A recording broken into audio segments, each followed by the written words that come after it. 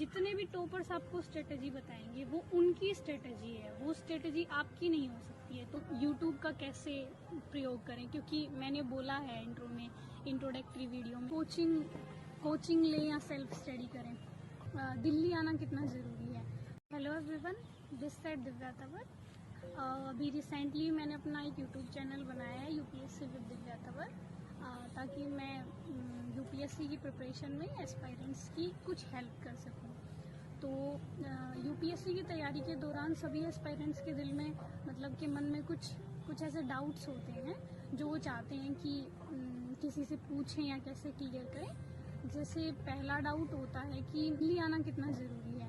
तो मुझे ऐसा लगता है कि दिल्ली आने और यूपीएससी में सिलेक्शन होने में कोई सीधा संबंध नहीं है। अगर आपको ऐसा लगता है कि आप घर पर रह के अपनी मेहनत से, अपनी ईमानदारी से प्रिपरेशन कर सकते हैं, तो मुझे ऐसा नहीं लगता कि दिल्ली आना उतना ज़रूरी है।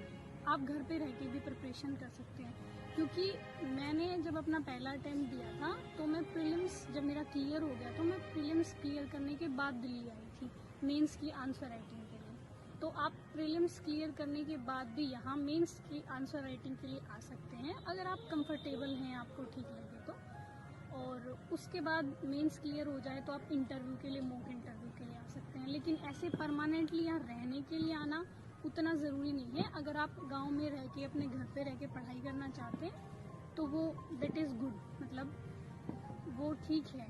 अगर आप मेहनत से पढ़ेंगे तो यूपीएससी उससे भी क्लियर हो जाएगा। और जो दूसरा जो क्वेश्चन होता है बच्चों के दिल में, वो होता है कि कोचिंग लें या सेल्फ स्टडी करें।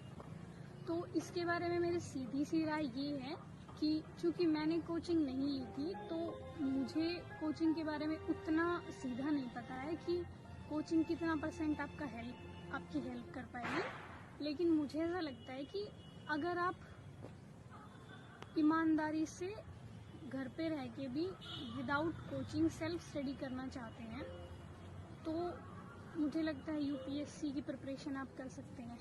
हाँ, इतना हो सकता है कि आप टेस्ट सीरीज़ ले लीजिए, आप मंथली मैगजीन्स ले लीजिए, वो आप दिल्ली से मंगवा लीजिए या दिल्ली आके ले जाइए।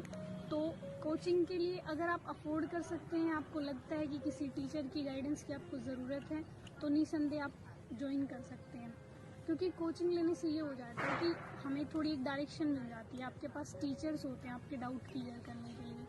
तो आपको लगता है शायद कि ज़्यादा इजी होगा, नो डाउट वो इजी होता होगा, लेकिन ऐसा नहीं है कि अगर आप कोचिंग नहीं लेंगे तो यूपीएससी नहीं होगा। तो इसलिए ये आपका अपना स्वविवेक है कि आपको कोचिंग लेनी है या नहीं लेनी है। दोनों चीज़ें सही हैं। अगर आप कोचिंग लेंगे तो वो ठीक है, पढ़ना आपको ही, अंततः पढ़ना आपको ही है, सेल्फ स्टडी आपको ही करनी है।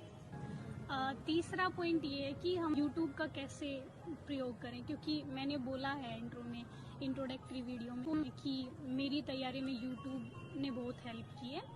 तो यूट्यूब का आप ऐसे हेल्प कर सकते हैं कि जैसे आप एनसीईआरटी पढ़ रहे हैं या आप कोई बुक पढ़ रहे हैं, तो उसमें जो टॉपिक आपको नहीं आ रहा है वो टॉपिक आप यूट्यूब पे देखिए, किसी की ना किसी ने तो ज़रूर वो एक्सप्लेन कर रखा होगा, किसी भी टीचर ने। तो जिसका आपको सही लगे आप कोशिश करिए कि वहाँ से आप वो